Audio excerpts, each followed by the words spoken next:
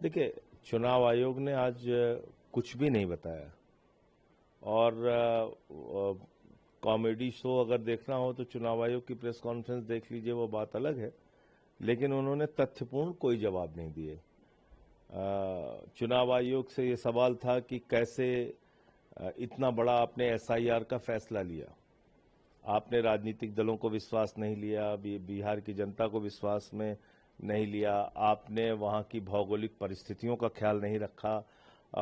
हर साल बिहार का एक बड़ा क्षेत्र बाढ़ में डूबा रहता है और आपने ऐसे ऐसे कागजात उसमें मांगे, ऐसी ऐसी शर्तें उसमें एसआईआर में लगाई जो कोई सामान्य व्यक्ति पूरा ही नहीं कर सकता। तो इसका मतलब कि इस एसआईआर की प्रक्रिया के जरिए आपने एक बड़ा घोटाला किया।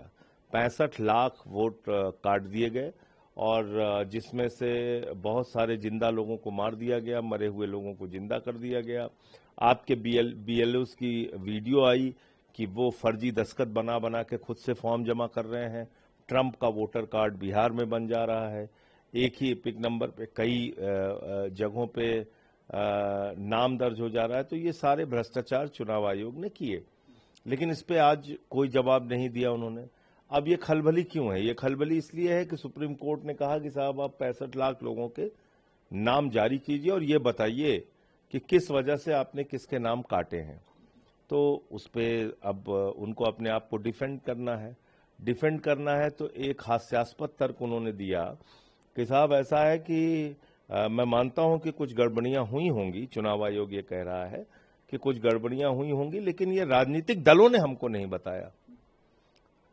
तो ये तो ऐसी ही बात हो गई कि किसी थानेदार ने इलाके में खुद से डकैती डाली और चोरी किया, और जब वो पकड़ा गया तो थानेदार ने बड़ी मासूमियत के साथ सामने आके कहा कि साहब इस इलाके के लोगों ने बताया ही नहीं हमको कि डकैती गलत चीज है, इन्होंने कहा ही नहीं कि चोरी गलत काम होता है।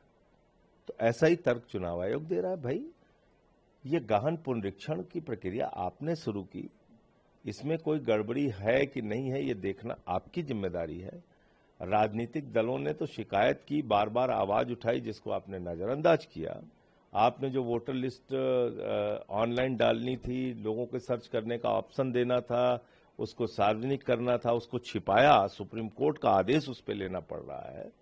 तो ये सब तो अपने आप में सवाल खड़ा करता है कि आप इस पूरी प्रक्रिया को छिपाना चाहते हैं, और वो इस वजह से कि आप भारतीय जनता पार्टी से मिले हुए हैं। दूसरी बात ये कि आप कह रहे हैं कि हम सीसीटीवी फुटेज इसलिए नहीं दे सकते कि महिलाओं की प्राइवेसी भंग होगी।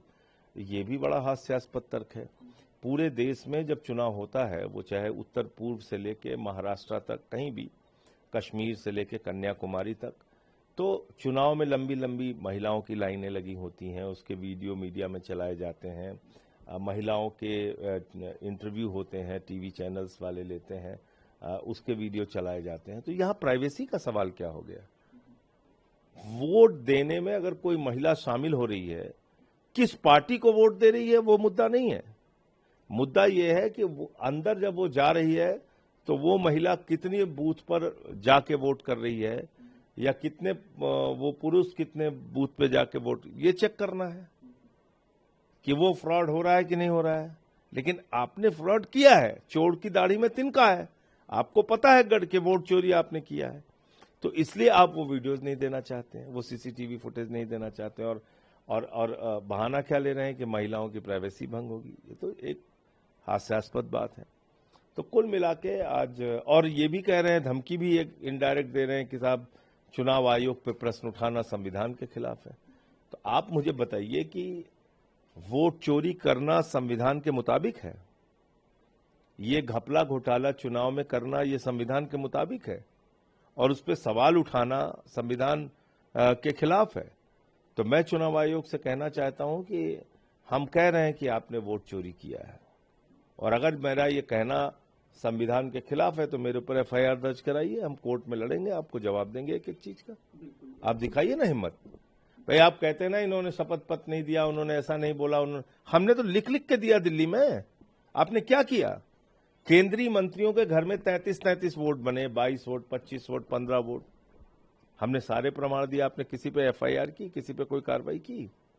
कुछ नहीं किया। दिल्ली के मामले में आपने 42,000 वोट दिल्ली का चुनाव शुरू होने से पहले केजरीवाल जी के क्षेत्र में काट दिए गए।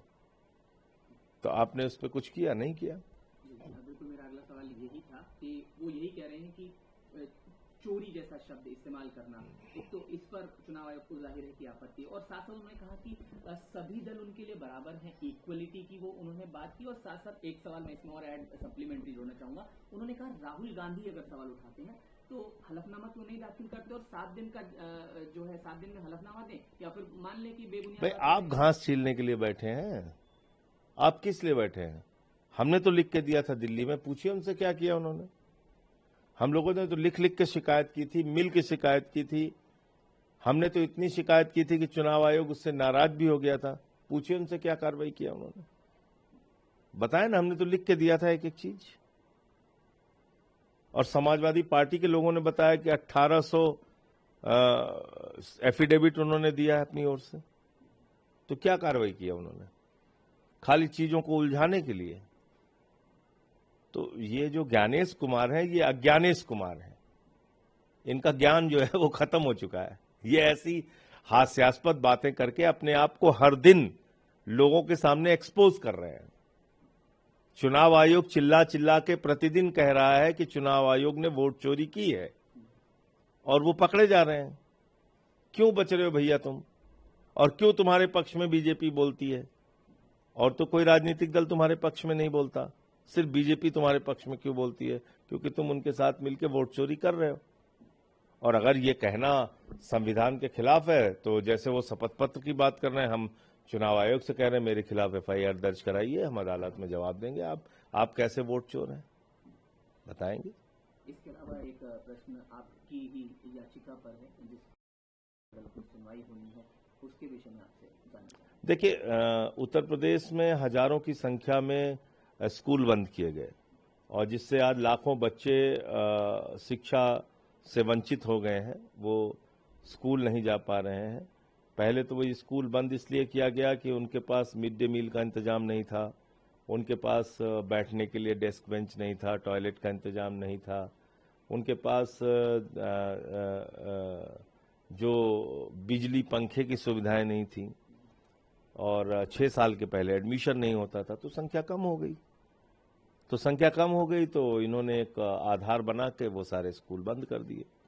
अब इसी को लेके हमने सड़क पे भी लड़ाई लड़ी, संसद में भी लड़ाई लड़ी, और कल सुप्रीम कोर्ट में माननीय प्रख्यात हमारे अधिवक्ता माननीय कपिल सिब्बल जी उन बच्चों के माँ बाप की पीड़ा और बच्चों की पीड़ा को माननीय सर्वोच्च न्यायालय के सामने रखेंगे। और मुझे लगता है कि इंसाफ बच्चों को